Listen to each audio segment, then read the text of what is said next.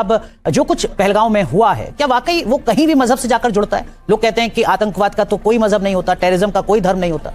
तो ये जो कहते हैं कि आतंकवाद का कोई धर्म नहीं होता, ये बहुत गलत कहते हैं। आतंकवाद का मजहब होता है। जितने भी आतंकवादी संगठन हैं वो सब मुस्लिम हैं, और ये इनकी खुद की कोई गलती नहीं है। इसकी शिक्षा खुद इस्लाम के अंदर है। सूरह तौबा की आयत नंबर 5, जो कि पूरा का पूरा जो ये हादसा हुआ है सेम बिल्कुल आयत से मैच है। यानी कि उसमें कहा गया, जब हुर्मत के 4 महीने बीत जाएं तो तुम काफिरों को जहां देखो वहां मारो, मूर्ति पूजकों को जहां देखो वहां मारो, घात लगाकर उनको मारो।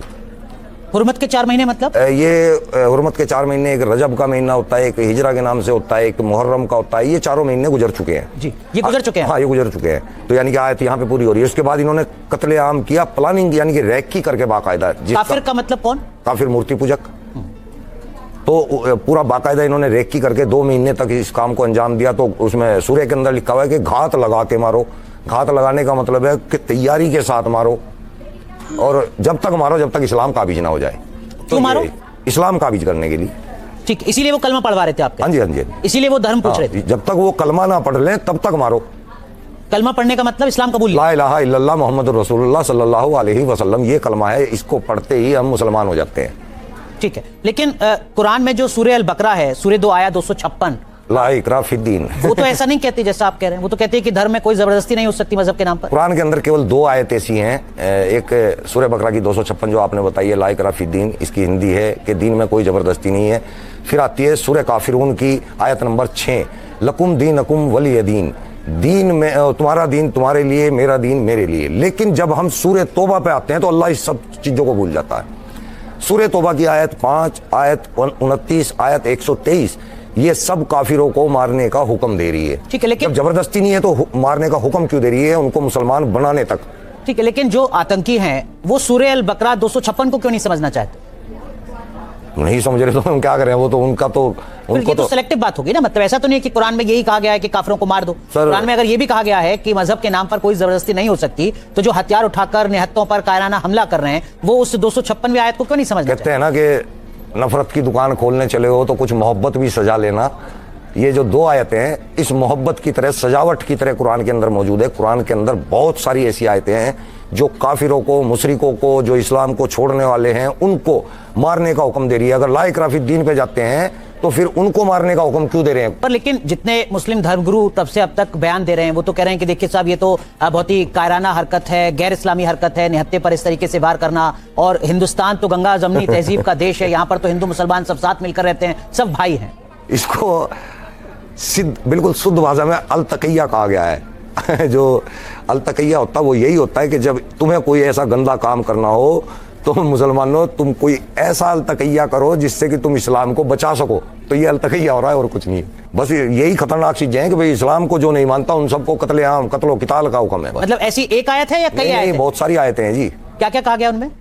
ये कहा गया कि भाई तुम उनको घात लगा के मारो। उनके बारे में कहा गया जो इस्लाम से मुंह फेर लेते हैं, उनसे नफरत करो, उनसे दोस्ती ना करो, काफिरों से दूरी रखो, मौका मिलते ही उन पे वार करो। जब तक आप 50% नहीं है तब तक तो आप दब के रहो और देशभक्ति करो। अगर आप 50% से 51 पे आ गए हो तो अब आपके ऊपर वाजिब हो गया है कि आपको निजाम लाना पड़ेगा। निजाम यानी कि शरिया कानून, शरीयत कानून। नहीं, लेकिन ये तो इस्लाम में नहीं लिखा होगा ना कहीं, जो आप कह रहे हैं 50% वाली बात? नहीं, परसेंट ज्यादा उसके बारे में लिखा है ना, तादाद के बारे में क्या लिखा हुआ है? ज्यादा हो वही बात बताइएगा, फैक्ट देखिए। हाँ, संख्या के बारे में लिखा है कि अगर आप संख्या में थोड़े हो और उस देश में रह रहे हो जहां आपकी नहीं चलती, जहां शरीयत कानून नहीं है, तो आप वहां देशभक्ति से रहो। आप वहां देश के खिलाफ कोई काम ना करो। जब आपकी संख्या ज्यादा हो तो आप कोशिश करें, जिहाद करें और इस्लाम को काबिज करने में, जिहाद में शामिल हों। यही काम वो वहां पे हो रहा है। लेकिन इसका मतलब ये तो नहीं हुआ ना कि अगर आप ज्यादा हैं तो फिर इस्लाम को स्थापित करने की कोशिश करें, मतलब हिंसा के जरिए, ऐसा तो नहीं लिखा होगा? हिंसा का तो लिखा हुआ है ना, मैंने मारना हिंसा ही तो है ना जी। लड़ना, मारना, लड़ाई करना, ये हिंसा ही तो है, इसी का तो हुक्म है।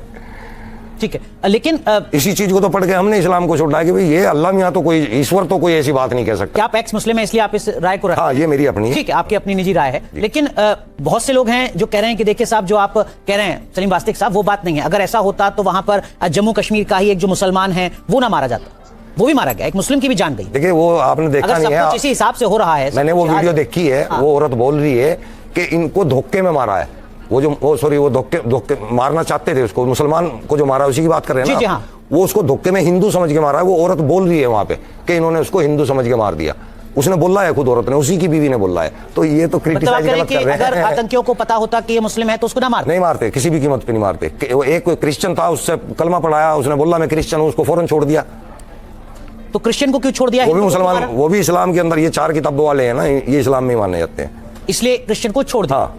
ठीक है, लेकिन अमूमन जितने टेरर अटैक होते हैं वहां तो ऐसा नहीं देखा ना हमने कि आतंकी आया और उसने मारने से पहले पूछा कि तुम हिंदू हो या मुसलमान हो। करते हैं। ये नहीं पूछा कि कलमा पढ़ कर दिखाओ मुझे, अगर नहीं पढ़ पाओगे तो मैं मारूंगा। ऐसा तो अभी हमने देखा है। हाँ, ये वैसे ऐसा मेरे ख्याल से पहले भी एक बार हुआ था, जब वो वहां पे ताज होटल के अंदर हुआ था, वहां पे भी 2-4 को देखता गया, चेक करा गया था। और दूसरा चांस ये हुआ है यहाँ पे, तो ये इस टाइप का फर्स्ट टाइम हुआ है। और ये उन्होंने एहतियात के साथ किया है कि भाई कोई मुसलमान ना मारा जाए, इसलिए चेक कर करके मारा है। आप इसको आतंकवाद कह रहे हैं, हम इसको आतंकवाद नहीं कह सकते, क्योंकि ये जिहाद है, ये मुजाहिद हैं। इन्होंने पुण्य का काम किया है, इन्होंने कोई बुरा काम नहीं किया। ये अब वहां पे इनके लिए देगे उतर रही होंगी, पकवान बन रहे होंगे, ये अल्लाह के शेर हैं, इन्होंने अल्लाह की राह में जो है इतने काफिर मारे हैं, वहां उनका इस्तकबाल हो रहा होगा, वो जश्न मना रहे होंगे। तो ये आप पता नहीं क्यों क्रिटिसाइज कर रहे हैं। मतलब आप कह रहे हैं कि वो जो 72 हुरों का जिक्र है वो ऐसे लोगों के लिए ही? ऐसे ही लोगों के लिए है, आम मुसलमान के लिए कुछ नहीं है। जो जिहाद में होगा, जो दीन के हक में रहेगा, दीन के हक में लड़ेगा, उसको सबसे पहले जन्नत मिलेगी। ठीक, लेकिन ये भी तो हो सकता है ना कि एक सोची समझी साजिश के तहत जानबूझकर आतंकियों ने इस तरीके की कोशिश की हो कि वो धर्म पूछें और उसके बाद इस तरीके से हमला करें। लोग आतंकी कौन थे? वो ये तो थे, मुसलमान ही तो थे। आप क्या सोच रहे हैं कि वो हिंदू थे? वो आपको क्या लगता है वो हिंदू थे? मुस्लिम ही तो थे वो। ये अलग बात है कि वो तस्दीक होना जरूरी है कि वो पाकिस्तान से आए थे, कि कश्मीर के ही रहने वाले हैं और कश्मीर के लोगों ने ही उनकी मदद की होगी। जाहिर है कि वो कहाँ से खा रहे होंगे, कहाँ रह रहे होंगे, रात भी सोते होंगे, इतने हथियार लेके किस तरह लेट जाएगा आदमी के। सलीम वास्तविक साहब, अब तक तो हमने यही पढ़ा है और सुना है कि हर धर्म, हर मजहब यही कहता है कि प्यार से रहो, भाईचारे से रहो, सब भाई भाई हैं, आपस में मिलजुल कर रहो। नहीं, हर धर्म ऐसा नहीं है। हर धर्म कहता है, मैं यहाँ एग्री हूँ, लेकिन मजहब नहीं कहता।